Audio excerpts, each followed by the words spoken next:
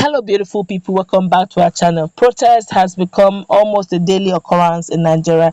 Despite the hashtag NSAS protest that took place, it has not deterred a lot of well-meaning Nigerians to take to the street and actually speak their mind over a lot of certain issues. But this time around, we're looking at women actually doing a lot of protesting, and this is in Abuja. It's breaking, it's current, it's today. Before we go into the newspaper to find out what it is that is young with women, don't forget today is International Women's Day, and yet our women are marching to Abuja to cry out a lot of things. Honestly, we'd like you to subscribe to our channel by clicking on the red subscribe button. Beside it, you will see a bell notification icon. Please go ahead, click on it to get notified as soon as we update our channel on YouTube. But one thing we all have the right to do is to share our displeasure and opinion when things are going wrong in a nation. And one way we can actually accomplish this is through a peaceful process. Peaceful protest is not a crime and it's the right of every Nigerian. According to some photos going viral, some women are exhausted with the way things are going in the nation and have decided to protest the resignation of the President of the Federal Republic of Nigeria. These women were holding some posters with the phrase, Buhari must go.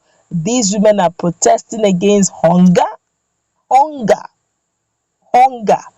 hardship, and many other things. Oh dear, this is serious. And this protest is actually took place in Abuja. A lot of hunger is in the land, I tell you. And honestly, while some persons I could still remember, let me just quickly say, chip this in. I remember during the first Buhari must go protest that took place in Abuja, where Moyele Sowore, the Revolution Now Corona leader, actually, led that protest. That man has been leading so many protests. So this is well with him, and some of the things they wrote there was Buhari must go. And I remember that one of the media persons of the president, I'm talking about Femi Adesina, came up and said, "Well, that's normal for everybody to protest, which is also good." At least thank God remembered that. He said anybody can actually go out and protest and say Buhari should go, but then it's not sacrosanct.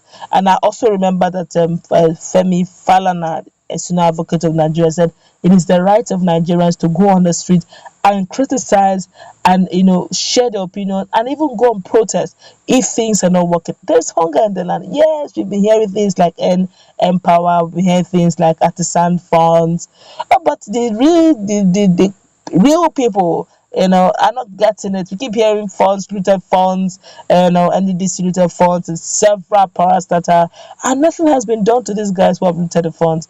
But this time, we are looking at trader money of 10,000 naira in this hard time. How much is the bag of rice in your community if you're staying in Nigeria? It's quite expensive. The minimum wage, they're even hearing that they're trying to, do a lot of things. So minimum wage, and the Nigerian Labour Congress are actually looking towards going on a strike to ensure that it doesn't enter concurrent. Lots of issues, I tell you. Other things have become sacrosanct, but the issue of minimum wage, they're looking at the situation where the governor should be given the rights, rights to choose what they will pay as minimum wage. If that happens, the minimum wage will reduce back to 18,000 or even less, because the usual language will be there is no money. Nigeria is bleeding. We are borrowing. There's no money to pay our overhead expenses. Taxation is this and that. And at the end of the day, the common man bear the broth. A bag of rice is above 30,000 in some places, depending on your location. Some places is local rice is about 10, 15, 20,000, depending on your location.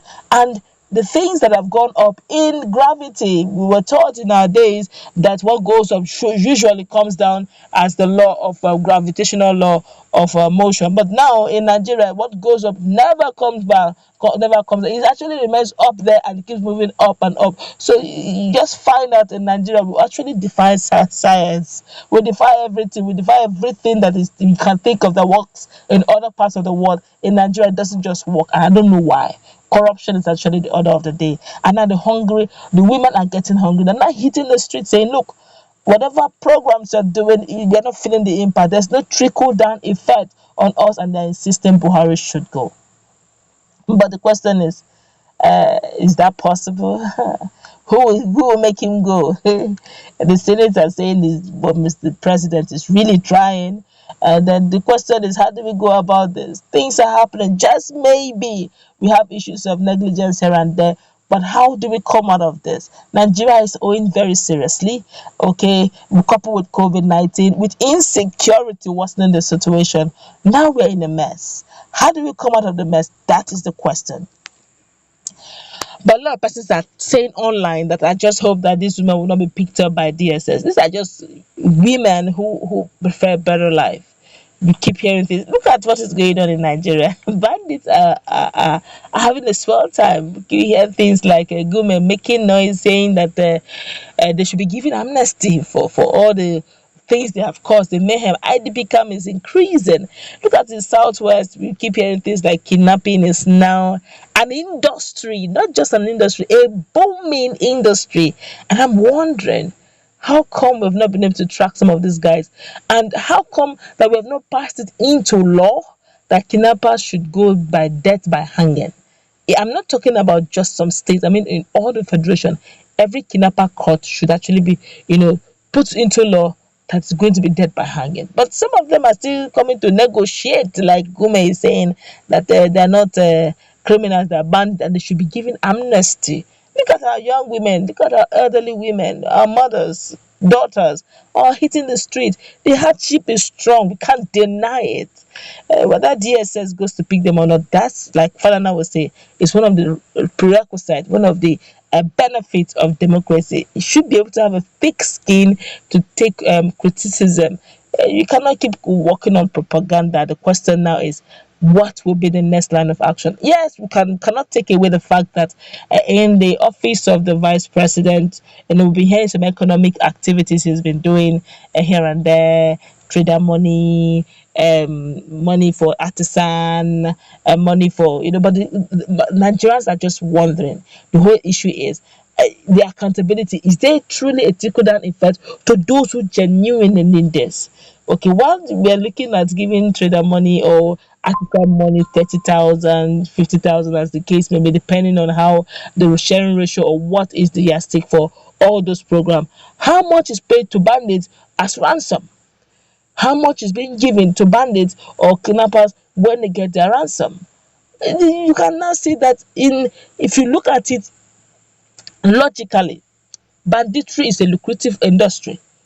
That means the young guys, young Nigerians will begin to go into issue of kidnapping and banditry. So there has to be a law being set very quickly by the Senate that any kidnapper caught should be killed automatically. Or else we're going to have a situation in our hands. Maybe we should start getting ready to warming up as we borrow from international coffers. We start paying ransom.